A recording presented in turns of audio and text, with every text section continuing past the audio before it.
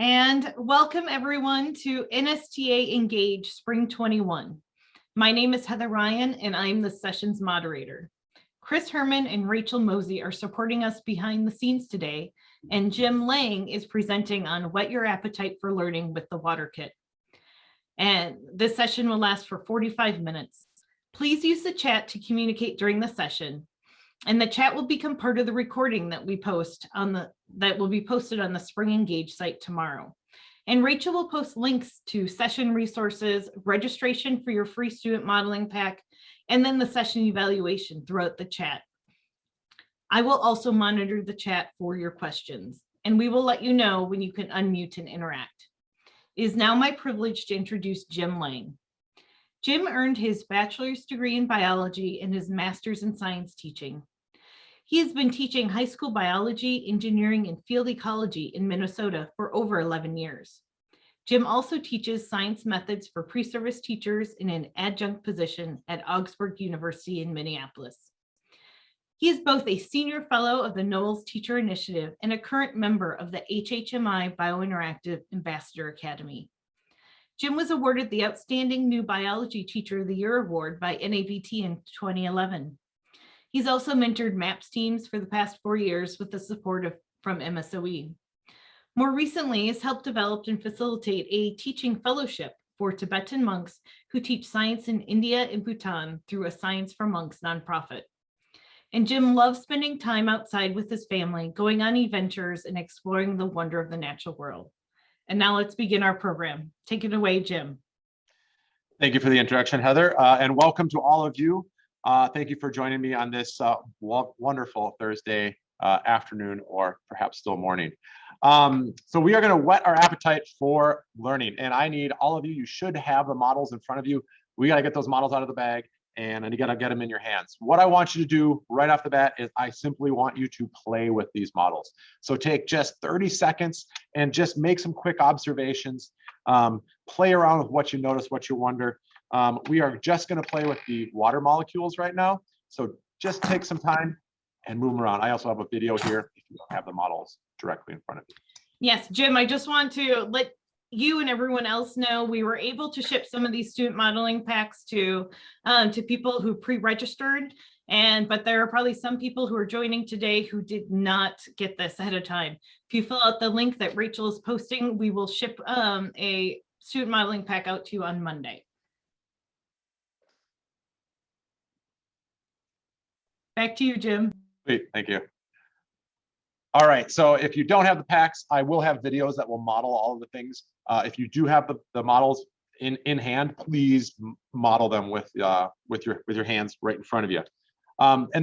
First off, one of the best things I love about these models is they give you an access point for so many different topics, and that's how I'm going to frame our time together. Is I'm going to use the modeling kit to make connections to deeper learning and other concepts that we have within biology, chemistry, and maybe even beyond.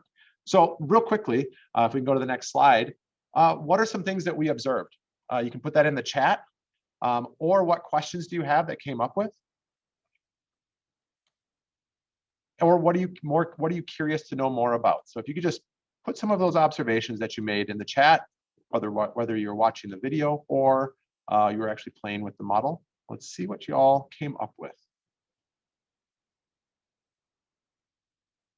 Okay, so we can see cohesion.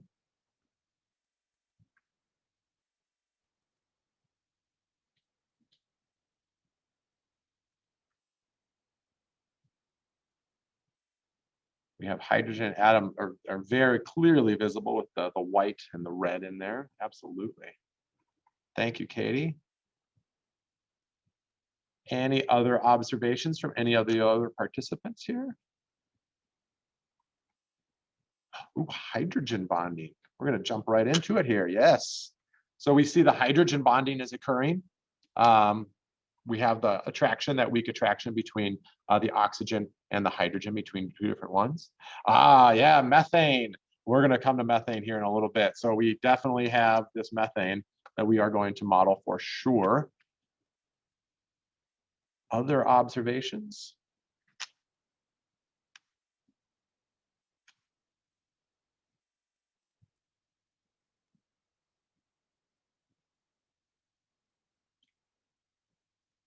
Okay. Well, thank you for those of you who shared your observations. Oxygen is larger than hydrogen. Yes. One thing I always want you to keep in mind as teachers, we need to know kind of what to anticipate from our students. So the first time our students engage with this model, they might be middle schoolers. They might not have ever seen water before. So it's important that we don't just jump right in with hydrogen bonding and covalent bonding. We want to say, but the oxygen's bigger than the hydrogens, that there's an attraction, something's going on there. So what these models do is they make those concepts, those abstract ideas very visible, and they allow the students to engage with those concepts. So what we're going to do first is we're actually going to look at the different types of bonds. So we know that the hydrogen bond is occurring there between the oxygen and the hydrogen, and we can actually hear that bond. But it's relatively, we can pull it apart. Now what I want you to do is model the covalent bond. Without using your fingernails, if you can try to pull that hydrogen off that oxygen, really try to do it. It's hard unless you get your fingernail under there and try to pop the hydrogen off. What you're modeling there is that difference between a covalent bond and a hydrogen bond. So relative bond strengths are modeled, but it goes even further. If you take out your chlorine and your sodium ions from the kit, you can see that now there's clearly an attraction between the sodium and chlorine ions, and that bond strength, it's stronger than the hydrogen bond, but it's still weaker than that covalent bond. So with just a couple of simple models, we can illustrate the differences between covalent, ionic, and hydrogen bonds.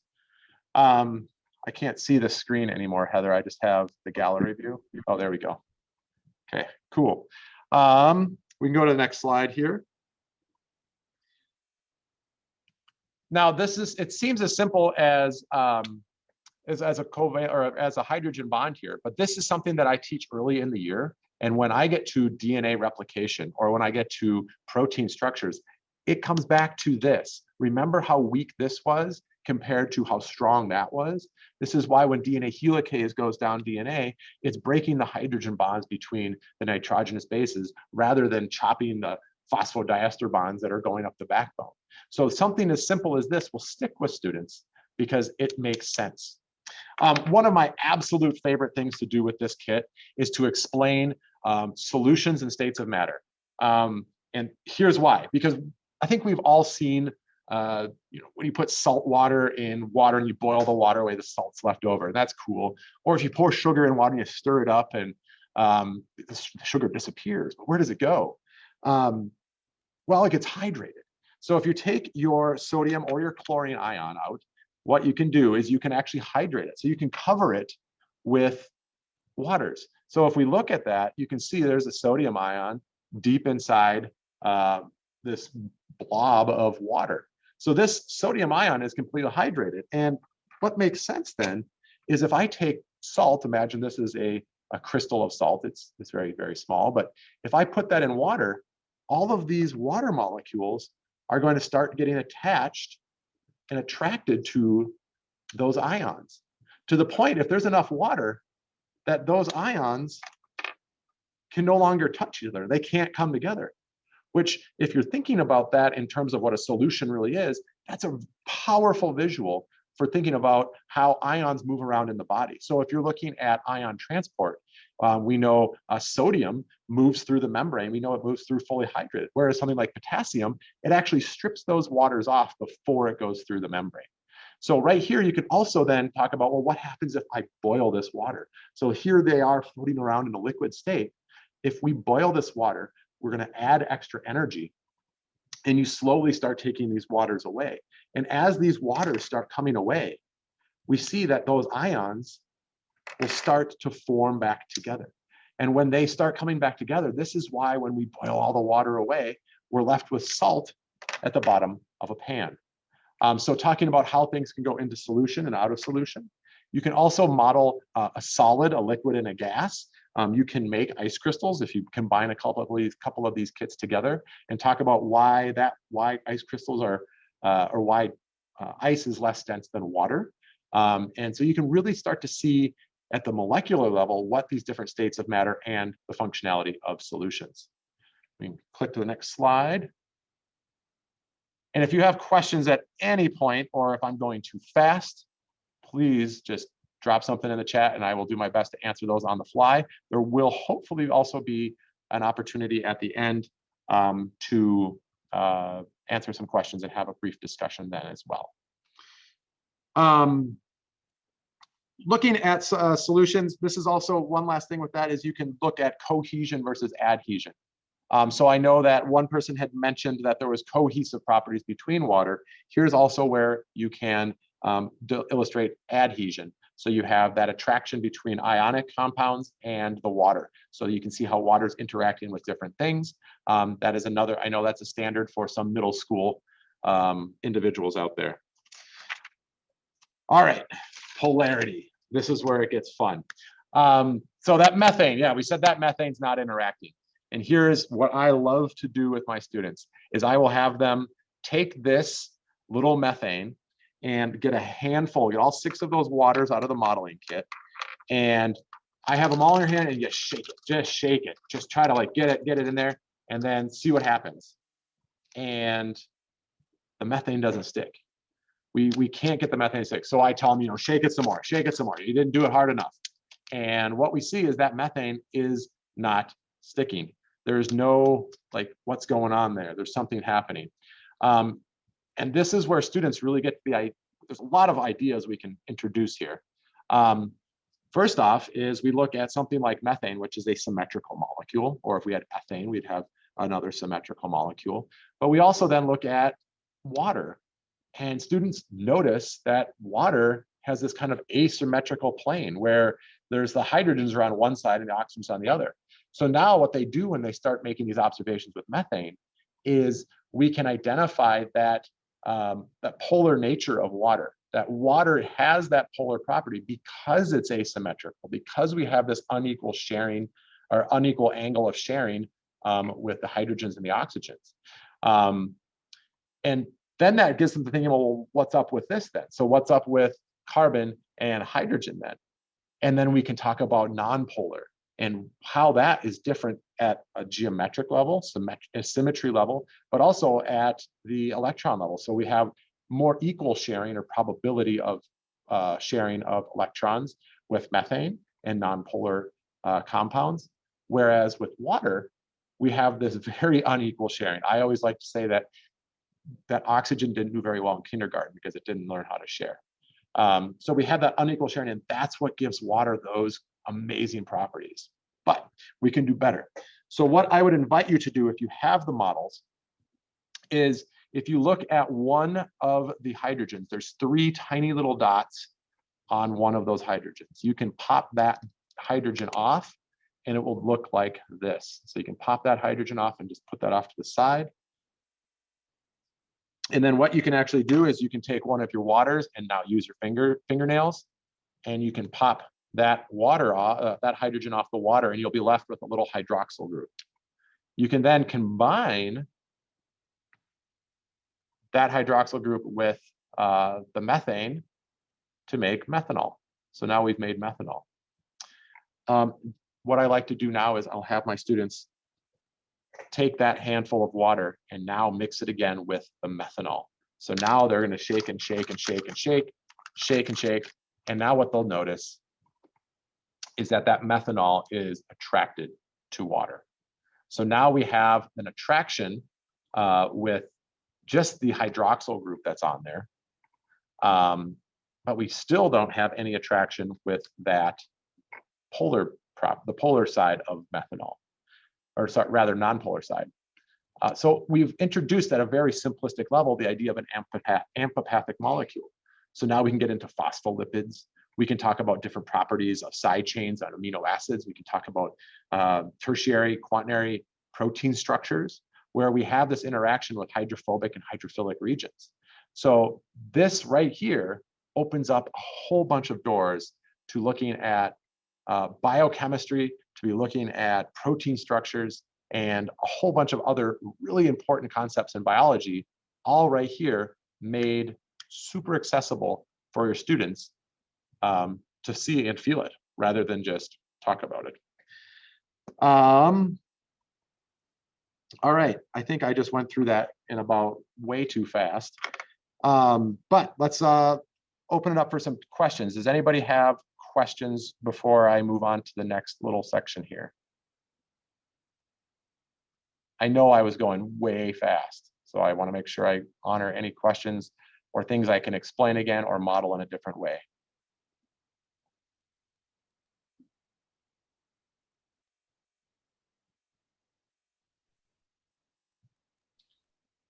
Jim, in a few minutes, oh, sorry, I have my wrong camera on, or there we go. So in a few minutes, I will go ahead and show them how to model some of the ice structures along with your states of matter. So I'll go ahead and get those things set up. Cool. Okay, Kate likes examples. Well, when we're talking about connections to other things, I use this this model super early in the year. I have used this with middle schoolers. I've used it with my MAPS teams, my protein modeling teams. But I use this as the absolute foundation because life is existing in water. So if we don't understand how water is working or how water functions and interacts with itself, we really can't understand how these larger macromolecules are actually functioning. Do I have guiding worksheets that they can use to go along with the models?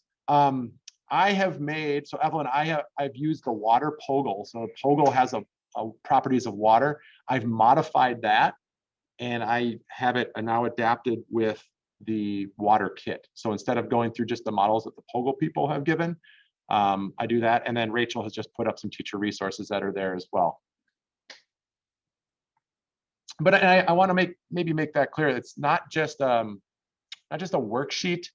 I think it's really important to give time to let the kids just play with the models and really let them ask questions, let them discover and kind of wonder about what's happening and why, and having them make those proposals. So it's important to be able to scaffold that, because if you guide too much, then the model becomes your model. It's not their model. And I think it's important to have that student ownership of this, especially when you have something this powerful in their hands, is let them explore and develop.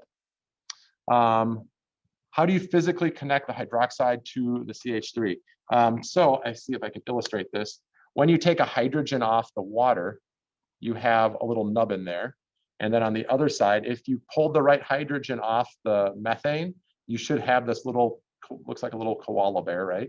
You should have a little something that looks like that, and you're just gonna push them together. It might, especially with newer models, it takes a little bit of oomph to put on there.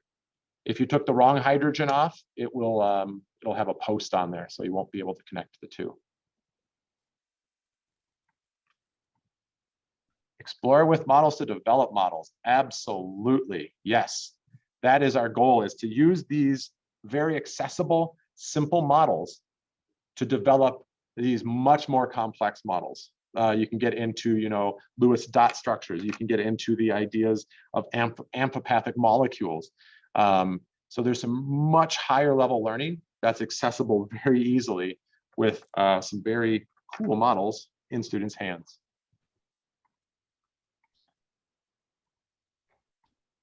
Uh-oh. Oh, Heather's going to come on and check this out. She's going to show you states of matter because she has way more models or way more molecules than I do right now. Yes, and I have our fancy overhead camera set up. So let's see if we can go ahead and do that. And I'll probably try to zoom in a little bit more. There we go. Okay, so we have instructions on how to do this online. And really, when we're going to end up making an ice cube, what I like to say, to really show how water expands as it freezes. So you start with one water molecule, and you'll notice that both of my hydrogens are pointing out, straight or out front. Then you're going to go ahead and add 2 more water molecules onto those hydrogens. And you see how these guys are going to be pointing up.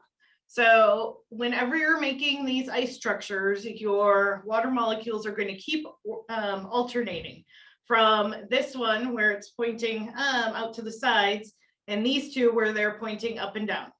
Okay, so now if you have that, you want to take 2 more water molecules And we're going to keep adding them to the bottom hydrogen on our water molecules. And you'll see that these two are facing in the same direction as that first one.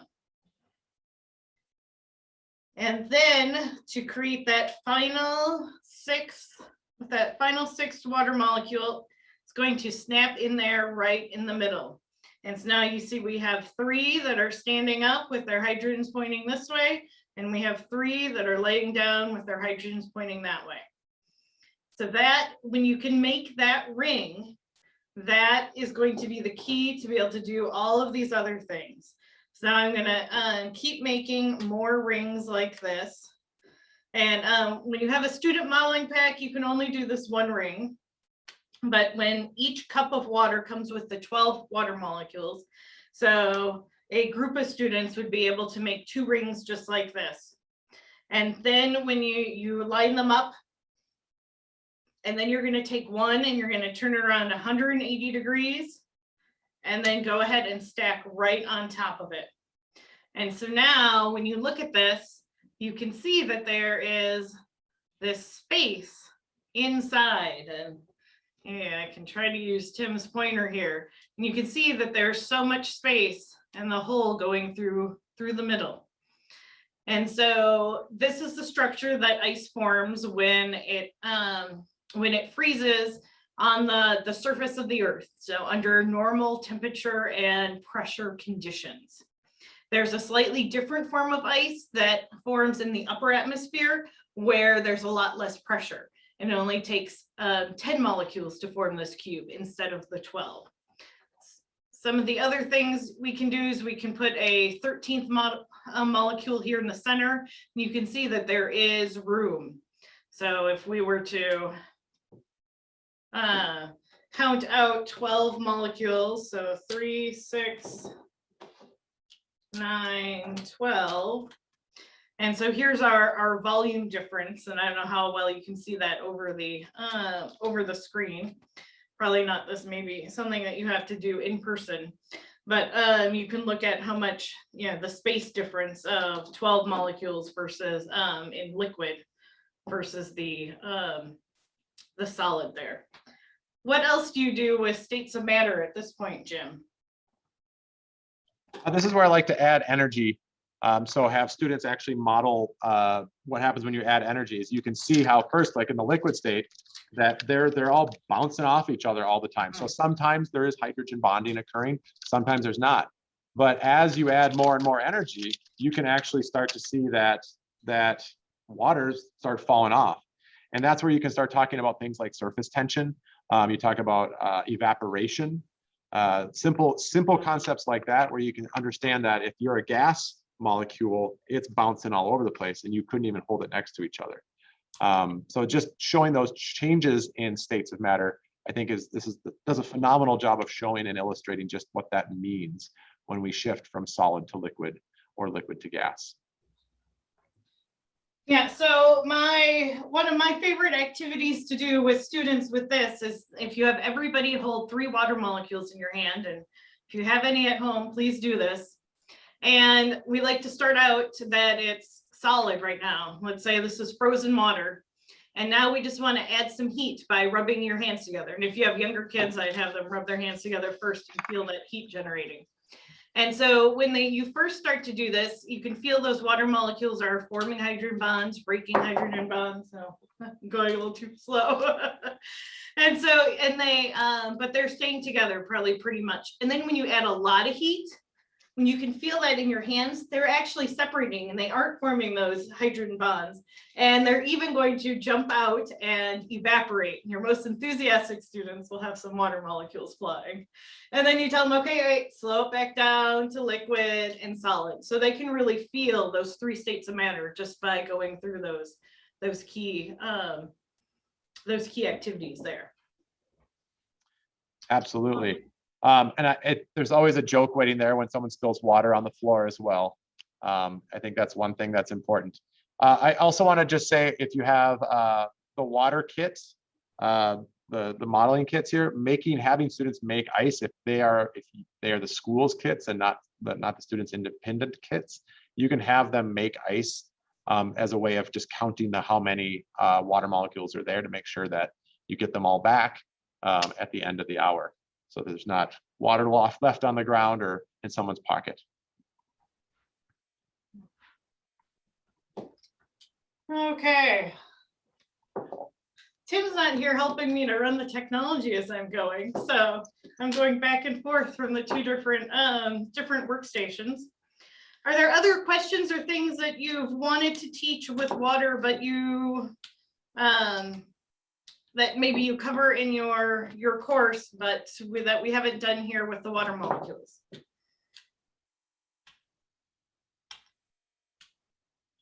And I'm just going to continue to make some ice cubes, and we'll show you how you can make a larger snowflake. Adhesion, yeah.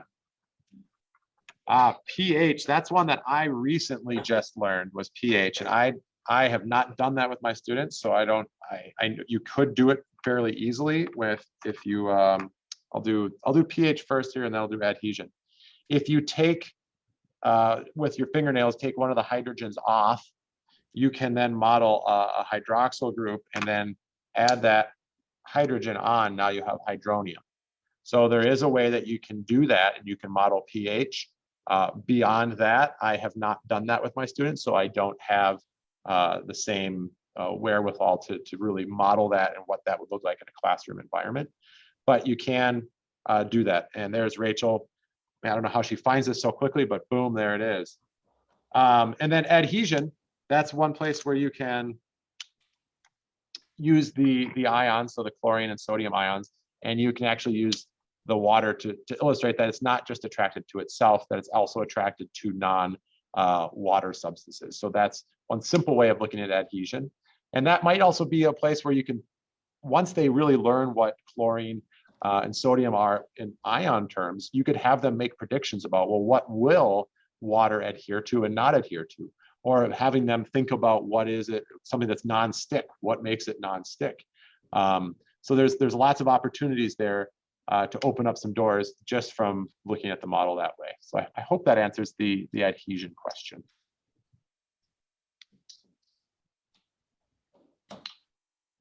Yeah. Yeah, Lucas, you get the nice bubble on there of water. That's good.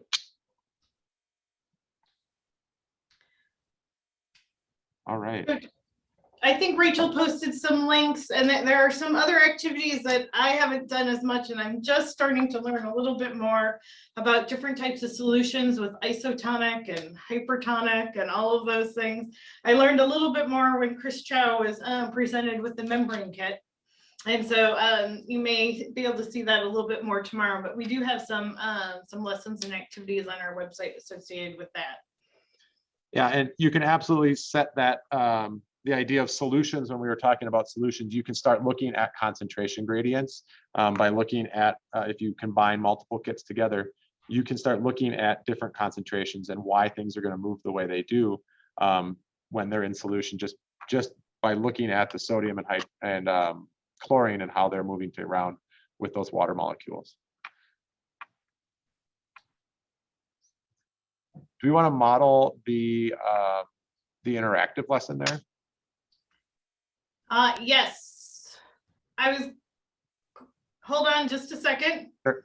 So I was just showing, I made all of these ice cubes. I made 6 of these ice cubes before, and when you have them all facing the same way. And so this is a great way, if you teach your students to do this and have them do this on the board at the end, then you know you have gotten all of your water molecules back. If you have 7 cups, you can do it around the central, a central cube in the middle, and more, you just keep going on the outside and you can create some wonderful snowflake patterns. But then, yeah, I think talking about our drag and drop activities would be good.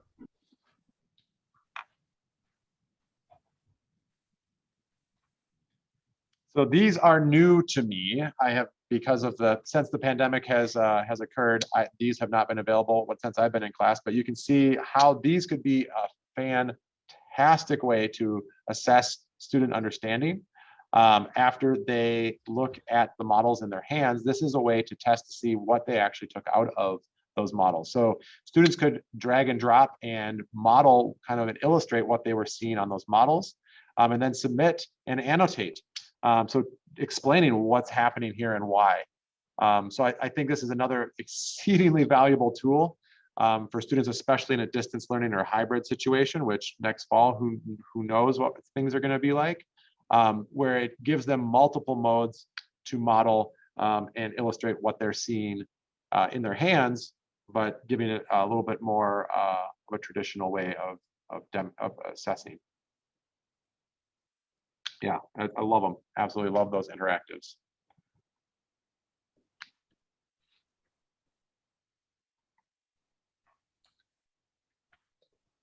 Okay. Oh, let me come back to this camera. So thank you everyone for joining us today. If there are any other questions or comments, go ahead and post them in chat. But if not, we will go ahead and wrap up.